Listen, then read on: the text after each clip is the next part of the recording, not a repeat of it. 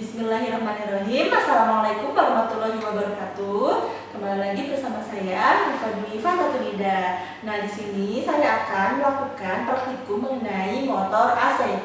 Bisa kalian lihat di modul 6.11, yaitu split phase motor. Nah, untuk komponennya akan saya perkenalkan.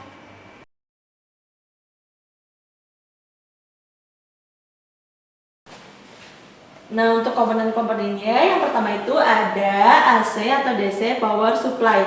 Nah, di sini fungsi dari AC atau DC power supply yaitu untuk membangkitkan arus AC.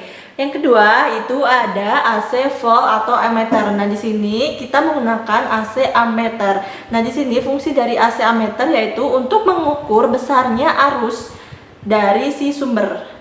Lalu yang terakhir itu ada split phase motor board.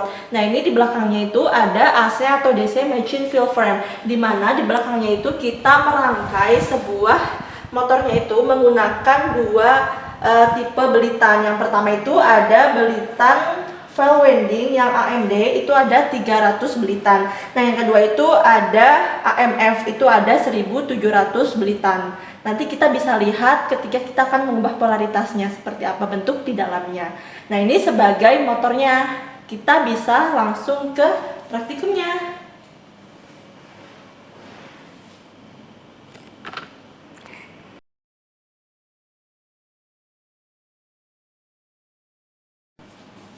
Nah, untuk praktikum kita akan membagi praktikum itu menjadi 4 bagian. Yang pertama-tama kita akan mencocokkan antara T5 dan T6.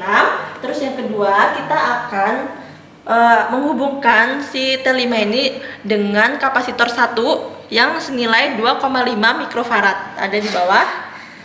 Lalu yang ketiga itu kita akan menggunakan kapasitor senilai 4,5 mikrofarad. Dan yang terakhir kita akan mengubah si polaritas. Nanti akan berpengaruh apa terhadap perputaran dari si rotor itu. Bisa kita mulai sekarang. Yang pertama kita akan mengonkan si switch. Nah, setelah itu bisa kalian lihat untuk nilai tegangan dan nilai arus. Nah, itu untuk nilai tegangan. Dan ini ada nilai arus dengan batas ukur 5 ampere. Nah, udah kalian lihat. Setelah itu di sini posisi dari rotor itu belum bergerak ya, atau belum berputar. Coba kita akan membantu untuk memutar atau mendorongnya. Apakah dia bisa berputar? Kita akan berputar searah jarum jam. Nah, dia berputarnya secara lambat, namun nanti lama-kelamaan akan berhenti lagi. Nah, untuk kondisi yang kedua, kita akan menggunakan kapasitor sebagai membantu untuk starting up-nya ya.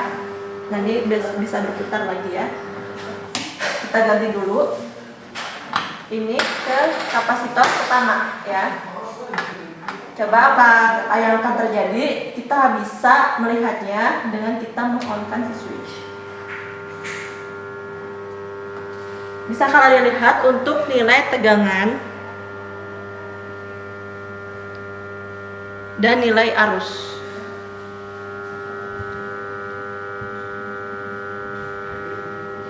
Nah, bisa kalian lihat untuk si rotor, dia udah bisa berputar ya ketika kita menghubungkan dengan si kapasitor pertama dengan senilai 2,5 mikrofarad. Dia udah berputar, namun untuk putarannya itu tidak terlalu kencang ya. Nah, ini lama-lama juga agak sedikit bertambah untuk RPM. Nah, setelah itu untuk kondisi atau keadaan yang ketiga, kita akan mencoba menghubungkannya atau memparalelkan antara hubungan yang dari main sama start winding ini ke kapasitor C2 dengan nilai 4,5 mikrofarad. Sekarang kita off-kan dulu. Nah, dia masih ini ya, berputar. Kita cabut, kita ganti dengan C2. Apa yang akan terjadi? Sebelumnya kita akan menghentikan dulu si motor itu. Ini udah ya, udah terhubung semuanya. Nah, setelah itu kita akan melihat. Nah, bisa kalian lihat untuk keadaan dari si rotor, dia bisa langsung berputar gitu ya. Bisa kalian lihat untuk nilai tegangan.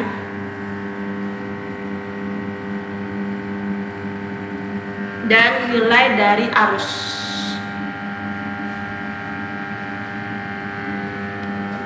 Dan kalian lihat untuk perputaran dari si rotor di motor ini ya.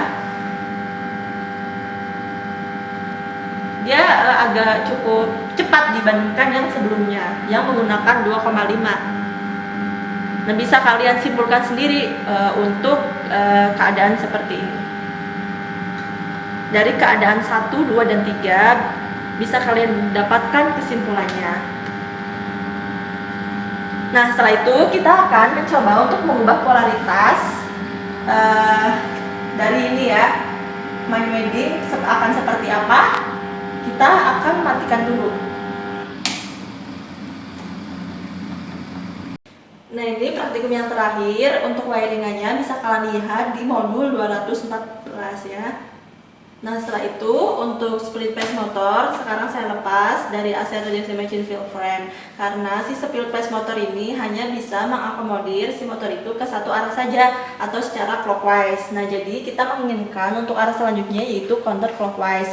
Nah, untuk wiringannya sudah kita rangkai ya. Nah, untuk belitanya juga ini sudah terhubung ya antara A1 dengan sini ya titik di AMF.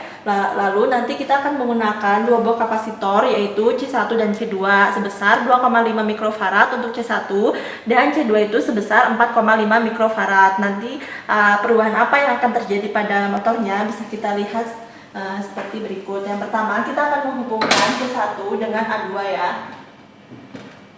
Bisa kita lihat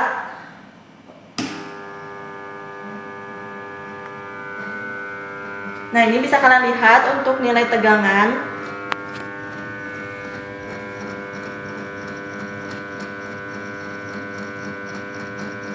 Dan nilai arus. Nah, untuk nilai arus masih sama, berada di posisi 5 ampere. Nah, setelah itu bisa kalian lihat untuk perubahan dari arah putaran si motor. Nah, ini pelan ya, nggak terlalu cepat gitu kan. Coba sekarang kita akan mengetahui bagaimana sih putaran dari rotor ketika kita menggunakan C2 dengan kapasitas 4,5 mikrofarad. Kita matikan dulu switchnya. Nah, setelah itu kita akan mengubah si A2 itu menjadi kita hubungkan dengan C2. Nah, sebelumnya kita akan menghentikan si motor dulu biar nanti kita tahu gitu kan perubahan secara ketika dia berputar ya. Setelah itu kita ini udah kita hubungkan ya A2 sama C2. Kita bisa meng-on-kan si switchnya ini. Bisa kalian lihat gerakan dari putaran si motor ya.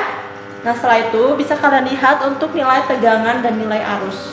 Di sini untuk nilai tegangannya bisa kalian baca sendiri berapa nilainya. Lalu di atasnya itu ada nilai arus dengan batas ukur 5 ampere. Bisa kalian baca sendiri juga. Nah, ini di sini juga bisa kalian lihat untuk perubahan perputaran dari si motor. Dia berputar lebih cepat dibandingkan yang sebelumnya. Dan bisa kalian ambil kesimpulan apa yang bisa kalian dapatkan. Nah, mungkin itu saja untuk praktikum mengenai split phase motor. Untuk kurang lebihnya saya mohon maaf. Sebelumnya kita bisa mematikan dulu si ini ya. Untuk kurang lebihnya, wassalamualaikum warahmatullahi wabarakatuh.